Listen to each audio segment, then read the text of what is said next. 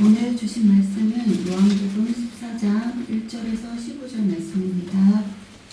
요한복음 14장 1절에서 15절 말씀 공독하겠습니다. 너희는 마음에 근심하지 말라. 하나님을 믿으니 또 나를 믿어라. 내 아버지 집에 거할 곳이 많도다. 그렇지 않으면 너희에게 일렀으리라. 내가 너희를 위하여 거처를 예비하러 가노니 가서 너희를 위하여 거처를 예비하면 내가 다시 와서 너희를 내게로 영접하여 나 있는 곳에 너희도 있게 하리라. 내가 어디로 가는지 그 길을 너희가 아느니라. 도마가 이르되 주여 주께서 어디로 가시는지 우리가 알지 못하거늘 그 길을 어찌 알겠사옵나이까. 예수께서 이르시되 내가 곧 길이요 진리요 생명이니 나로 말미암지 않고는 아버지께로 올 자가 없느니라. 너희가 나를 알았더라면 내 아버지도 알았으리로다. 이제부터는 너희가 그를 알았고 또 보았느니라.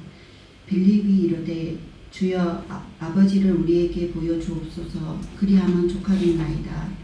예수께서 이르시되 빌립아 내가 이렇게 오래 너희와 함께 있으되 내가 나를 알지 못하느냐. 나를 본 자는 아버지를 보았거늘 어찌하여 아버지를 보이라 하느냐. 내가 아버지 안에 거하고 아버지는 내 안에 계신 것을 내가 알지 아니하느냐. 내가 너희에게 이르는 말은 스스로 하는 것이 아니라 아버지께서 내 안에 계셔서 그의 일을 하시는 것이라. 내가 아버지 안에 거하고 아버지께서 내 안에 계심을 믿어라. 그러지 못하겠거든 행하는 그 일로 말미암아 나를 믿어라. 내가 진실로 진실로 너희에게 이르노니 나를 믿는 자는 내가 하는 일을 그도 할 것이요 또한 그보다 큰 일도 하리니 이는 내가 아버지께로 감이라. 너희가 내 이름으로 무엇을 구하든지 내가 행하리니 이는 아버지로 하여금 아들로 말미암아 영광을 받으시게 하려 함이라. 내 이름으로 무엇이든지 내게 구하면 내가 행하리라. 너희가 나를 사랑하면 나의 계명을 지키리라. 아멘. 부활의 의미, 믿음, 소망, 사랑 이런 제목으로 함께 말씀을 나누기 전에 잠깐 기도드리겠습니다. 하나님 부활의 주일 2024년 부활절을 맞이하는 이 아침에 주님 앞에 예배하고 또 이제 주의 말씀에 귀 기울이고자 합니다. 부활의 의미를 깨닫고 부활이 나와 깊은 관계가 있음을 경험해 나가는 우리 남은 생이 되도록 이 시간 말씀하여 주시옵고 부정한 종을 말씀의 도구로만 써주시기를 바랍니다. 예수님 이름으로 기도드립니다. 아멘.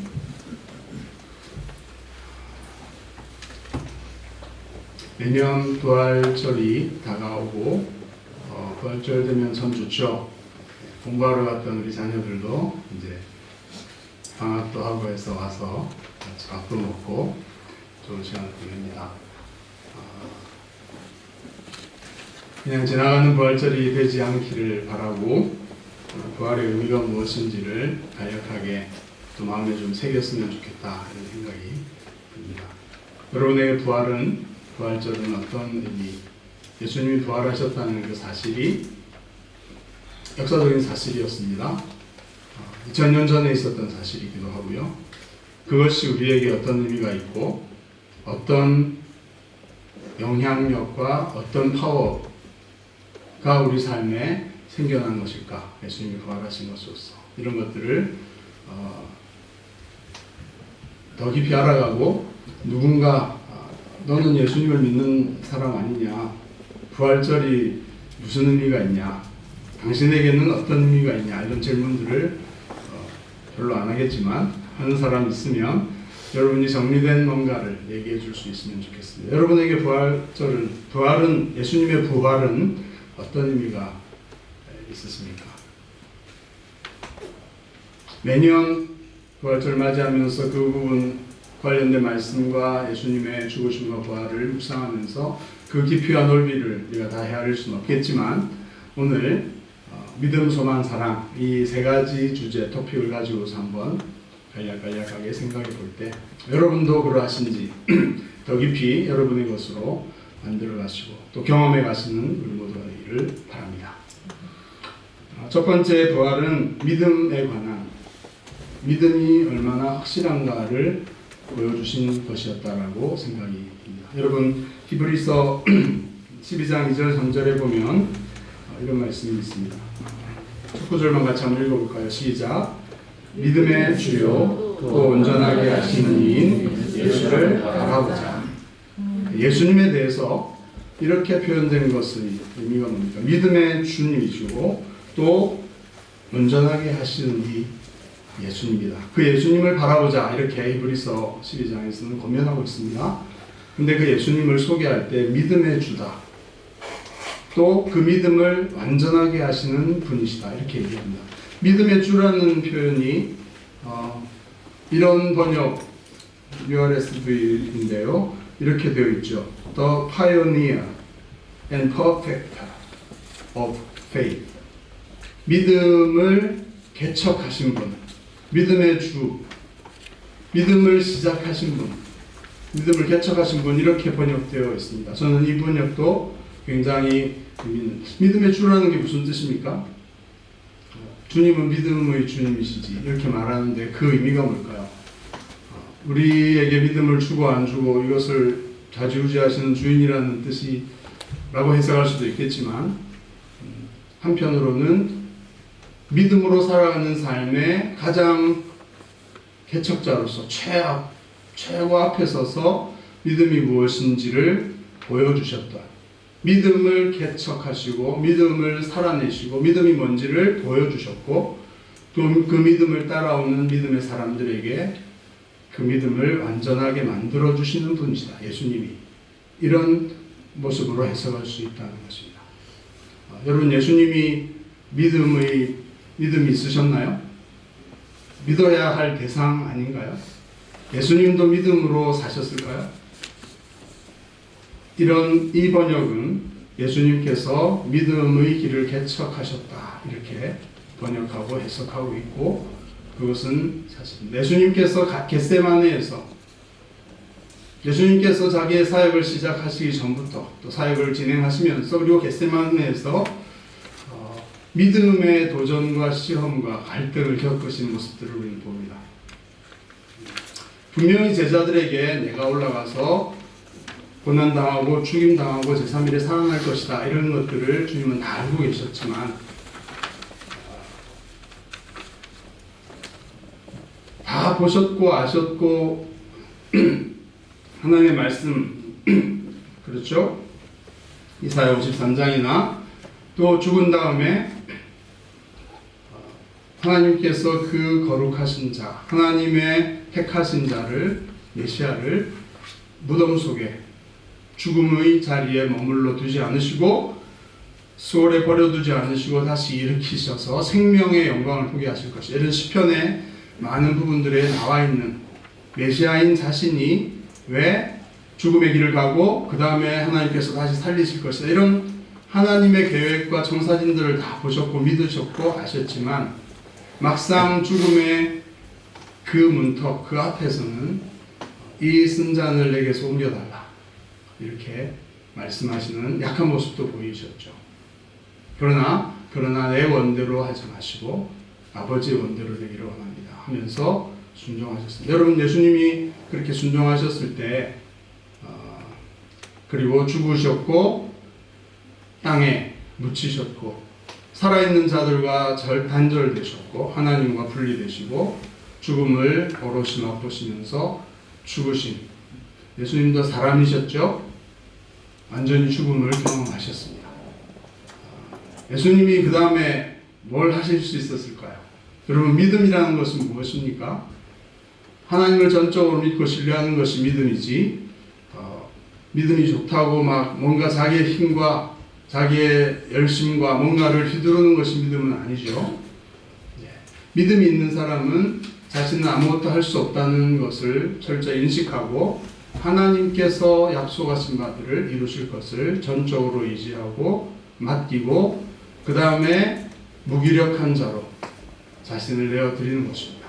예수님께서 그러셨던 거죠.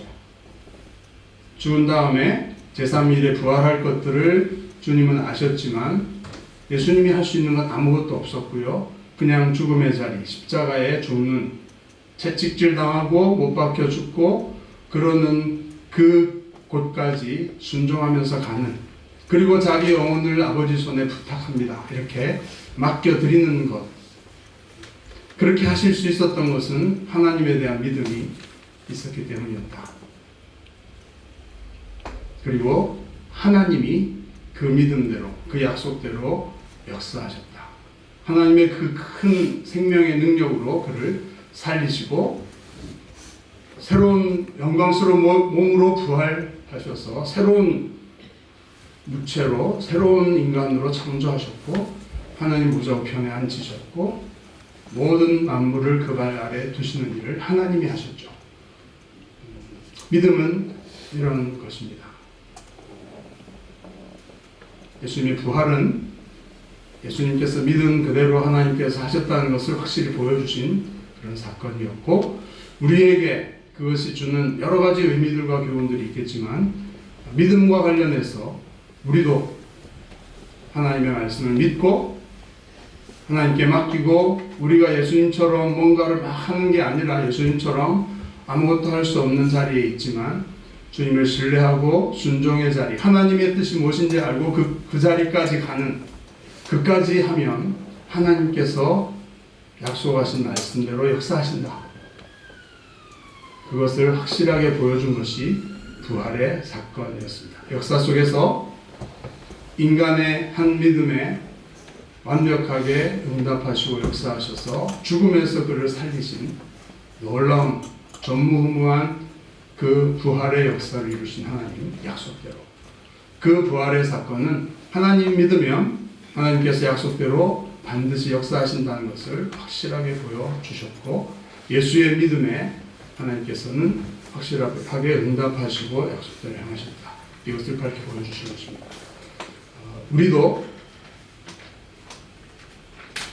하나님의 뜻이 무엇인지 어떤 때는 알지도 못할 때가 있고요. 알면서도 예수님처럼 과연 될 것인가 말 것인가 이런 의심과 두려움이 들 때가 있어서 믿음으로 끝까지 순종하지 못할 때가 있지만, 그러나 십자가 그리고 부활의 사건을 보면서 예수님처럼 우리도 여러분 힘들지만 하나님의 뜻대로 살려고 그 겟세마네에서 아버지의 뜻이 이루어지기를 원합니다라고 기도하면서 믿음으로 버티고 믿음으로 주님 앞에 나아가고 순종하며 그냥 주님께 맡기는 그런 믿음의 삶을 살아가는, 거기에 하나님은 반드시 역사하실 것을 믿습니다.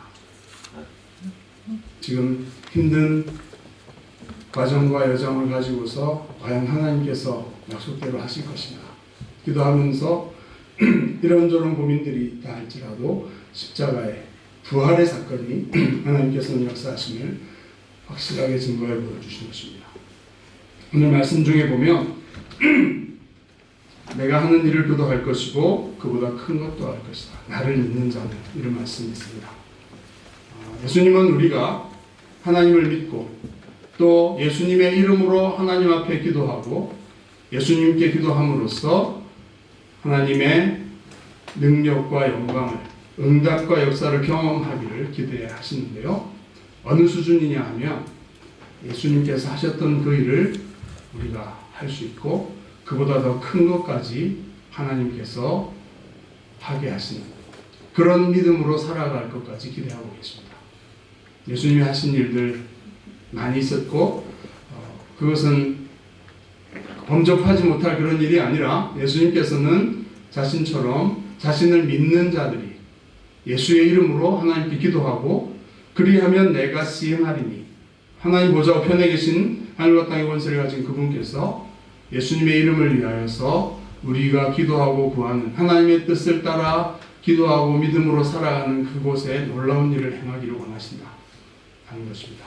그래서 우리가 부활하신 주님을 믿고 그 부활의 사건을 통해서 하나님을, 그 약속을 믿고 하나님 앞에 기도하면서 하나님께 구하면서 살아가면 그 시간은 우리의 시간과 하나님의 시간이 다를 수 있지만 하나님께서는 분명히 응답하시고 시행하시겠다 약속하고 계시는 것이죠. 이 믿음으로 살아가면 좋겠습니다. 뒤로 물러서지 않고 머무르지 않고 견고하게 서서 기도하면서 하나님이 하신 일을 놀랍게 경험하는 부활의 능력과 그 이상의 하나님의 역사들, 구원의 역사를 경험하는 믿음의 사람들 되십시다. 아멘입니까? 지금 힘들고 어려운 상황 속에서 끝까지 믿음으로 지켜가시고 하나님 앞에 기도하면서 믿음을 지키고 하나님의 역사를 함께 봤으면 좋겠습니다. 그리고 이 부활은 우리에게 소망을 구체적으로 보여주는 것입니다. 예수님께서 내 아버지 집에 거할 곳이 많다. 염려하고 근심한다. 떠난다는 예수님 앞에 제자들이 근심하고 염려하고 두려워했죠. 내 아버지 집에 거처할 곳이 많고 그 거처를 예비하면 내가 다시 와서 너희를 그곳으로 영접해서 너희도 있게 할 것이다. 이런 약속을 하셨습니다. 아버지의 집, 하나님의 집에 함께 살면 좋을까요? 요즘 집값도 많이 오르고, 그렇죠. 여러분 집도 필요하고, 그러나 하드웨어 좋은 집만이 아니라 이 아버지의 집, 하나님께서 예수님께서 제자들에게 약속하시고 위로하셨던 이 아버지 집에 거할 곳이 많다는 이 소망, 이 약속은 여러분에게 좀 어떻게 와닿습니까? 어떤 소망이 생깁니까? 부활절을 맞이하면서요. 아버지 집에 가서 같이 살면, 예수님께서 오셔서 우리를 영접해서 그렇게 살면 좋을까요? 어떤 가정, 어떤 집을 여러분은 꿈꾸십니까? 집도 넓고 깨끗하고 잘 정리된 이런 집도 좋겠지만 거기서 어떤 관계로 사느냐가 중요하겠죠. 부부간의 자녀들과 어떤 가정, 어떤 집, 그 집에서 어떻게 살기를 원하십니까? 바라시는 게 다 있겠죠. 관심과 사랑. 아무리 좋은 집에 있어도 방에 문 닫고 들어가서 이렇게 게임만 하고 컴퓨터만 하고 이렇게 대화도 없고 이런 집 아니죠. 정말 사랑과 관심으로 서로 마음이 소통하고 많은 대화를 나누고 사랑받고 사랑하면서 참으로 서로에게 참 가치 있는 존재라는, 사랑받을 만한 그런 사랑이 풍성한 그런 집들을 만들어가는 것. 아버지 집이 그런 집일까요? 이 땅에서 이 집은 완전할 수 없지만 하나님께서 우리를 위해서 예비하고 준비하고 계시는 그 거처, 그리고 우리를 영접해서 함께 거하게 할 그 집은 어떤 집일까요? 그 소망이 부활절을 맞이하던 제자들, 예수님과는 분리되지만 그러나 예수님께서 약속하셨던 아버지의 집. 근데 그것이 어떻게 나타나고 있냐 하면 요한복음 14장을 좀 자세히 읽어보시고 하면 예수님께서는 또 다른 보혜사를 보내주겠다 하시면서 그가 너희와 영원토록 함께 있게 할 것이다. 너희 안에 영원토록 떠나지 않고 계실 것이다. 이렇게 말씀하셨고요. 그 다음에 내가 조금 있으면 너희를 고아와 같이 버려두지 않고 너희에게로 올 것이다. 이렇게 말씀하십니다. 예수님이 부활하신 다음에 한 40일간 이 땅에 계시면서 제자들 찾아오는 그것을 말할까요? 고아처럼 버려두지 않고 40일 있다가 또 가시는, 이것일 수도 있지만 또 그것만은 아닌 것 같은 생각이 들고, 그 다음에 그 날에는 내가 아버지 안에 너희가 내 안에 내가 너희 안에 있는 것을 너희가 알게 될 것이다. 이런 말씀을 하십니다. 예수님께서 자기를 믿으라고 하신 내용들이 뭡니까? 내가 말한 것, 내가 행동한 것이 내가 임의로 한 게 아니라 내 안에 아버지께서 계셔서 한 거고 내가 아버지의 뜻을 따라 행한 것이다. 이렇게 그것을 믿으라 이렇게 말하고 있는데, 하나님께서 예수님 안에서 말씀하시고 행하셨고, 그래서 나를 본 자는 아버지를 본 자다. 이렇게 예수님께서 질문하는 제자들에게 다 얘기하시면서 너희는 나를 안다면 하나님을 안다. 왜냐하면 하나님이 내 안에서 말씀하시고 역사하셨기 때문이다. 하나님과 예수님의 서로 안에 거하는 관계를 얘기하고 계시죠. 자, 그런데 이것이 그걸로 그치는 것이 아니고요. 보혜사 성령께서 너희 안에 와서 영원토록 함께 계시면 내가 너희에게 올 것이고 그 다음에 나중에는 이런 말씀도 있습니다. 우리가 그에게로 가서 거처를 그와 함께 하겠다. 아버지와 내가 그에게로. 그리고요, 너희가 내 안에, 내가 너희 안에, 내가 아버지 안에. 이렇게 하나님과 예수님이 상호 내주라고 신학적으로 표현하는데요. 서로 안에 거하는 그런 완전한 사랑 안에서의 완전히 연합된 사랑, 완전한 사랑의 관계. 하나님과 예수님은 당연히 그렇지 않겠습니까? 삼위 하나님의 그런 완벽한 사랑의 관계가 우리에게도 하나님의 삼위일체적인 관계 속으로 우리가 들어가고 그 삼위일체로 연합되신 사랑으로 교제하시는 그 하나님이 우리 안에 오셔서 그 삼위일체의 신비한 사랑과 그 차원을 우리로 경험하게 해주시겠다. 그 얘기를 하고 계시는 겁니다. 아버지 집에 가서 아버지 집에 거처가 많은데 하나님 얼굴 너무 사람이 60억도 넘고 뭐 몇십억이 될지 모르니까 하나님 한번 얼굴 볼 수 있을까? 그런 게 아니라 아버지께서 예수님 안에 계셨던 그런 관계, 보혜사 성령께서 우리 안에 오심으로써 삼위 하나님께서 우리 안에 내주하시고 우리가 그분 안에 거하는 이런 관계를 이 땅에서도 경험하게 될 뿐 아니라 이제 요한계시록 20장 21장에 보면 하나님께서 그 실체적인 영광 가운데 그 백성들 가운데 새 예루살렘 가운데 오셔서 더 이상 해와 달이 필요 없는 하나님의 빛과 영광을 우리가 보고 누리면서 하나님 안에 완벽하게 거하는, 하나님도 우리 안에 완벽하게 거하는 그런 관계가 회복될 것입니다. 여러분, 천국이 무엇이고 영원한 우리의 소망이 무엇입니까? 실망한 남편과 아내, 내가 바라는 대로 해주지 않는 자식과 부모, 이런 이 땅에서의 실패들이 있지만 하나님께서 우리를 위해 예배하신 것은 이런 완벽한 사랑과 삼위일체적 연합 가운데로 우리를 초대하시는 그런 소망을 보여주고 계십니다. 부활은 그것을 가능하게 하는 놀라운 사건이었습니다. 부활하시고 예수님이 떠나시고 하나님께로 가셨기 때문에 보혜사 성령께서 오셨고요. 그 구체적인 손으로 만질 수 있는 그런 것을 분명히 예비하고 계시는데 그것을 얼마간 경험할 수 있도록 성령께서 우리 안에 계십니다. 그리고 성령 안에서 우리도 그것을 흉내내고 한번 해보고, 그래서 우리가 가족들 안에 교회, 큰 가족인 교회 안에서 서로 사랑하고 하나님 안에서 서로 안에 거하는 이런 것을 연습하면서 만져보면서 그 완전한 것을 약속하신 것을 소망하며 살게 된 것입니다. 부활의 사건을 통해서. 놀랍죠? 죽음도 이 죽을 육체로 가는 것이 아닌 거고 부활하신 예수님과 같은 완전히 신령하고 영광스러운 몸으로 다시 부활해서 그런 관계, 그런 공동체, 그런 아버지 집에 함께 거하는 그런 것들을 예비하고 계십니다. 그래서 여러분, 육체가 좀 힘들고 병들고 늙어가는 이것은 이제 죄의 증상이기 때문에, 죽음의 증상이기 때문에 어쩔 수 없지만 최선을 다해서 관리하십시오. 그렇지만 완벽한 완전한 소망이 부활을 통해서 우리에게 보여졌고 그것을 우리는 기다릴 수 있다. 그 소망은 우리를 배신하지 않는 확실한 소망이다. 믿으십니까? 네. 부활은 그것을 확실히 보여주고 있습니다. 마지막으로 예수님께서는 15절에서 너희가 나를 사랑하면 나의 계명을 지키리라 이렇게 말씀하시고 제자들이 예수님의 계명을 온전하게 지킬 것을 기대하고 계시는 것을 보게 됩니다. 그런데 그 계명은 무엇입니까? 새 계명을 너희에게 주노니 서로 사랑해라. 내가 너희를 사랑하는 것 같이 너희도 서로 사랑해라. 예수님이 우리를 사랑하셨던 것 같은 그런 수준의 그런 탁월하고 완전하고 충만한 사랑을 우리가 할 수 있고 하기를 기대하고 내 계명을 지키는 자라야 나를 사랑하는 자라 이렇게 말씀하고 있습니다.